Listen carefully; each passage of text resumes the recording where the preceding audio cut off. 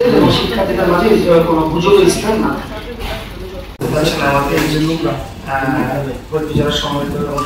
সেই সাথে আমাদের বরিশাল বিভাগের ইউনিসেফের প্রধান সিভিল সার্জন স্যার জনাব ডাক্তার মাহমুদুল হাসান স্যার আছেন।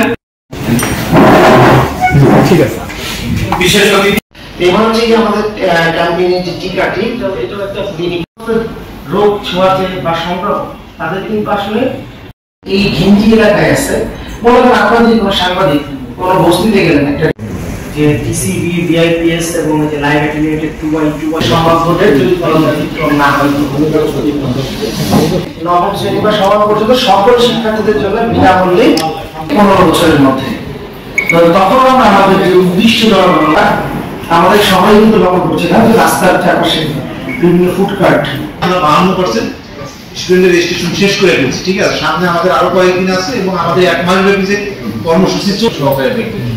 এই গুজবগুলো বা এই সমস্যাগুলো যাতে অথবা তথ্যের ঘাটতির কারণে যাতে কোনো রকমের গুজব তৈরি না হয়, এর জন্য কিন্তু আপনাদের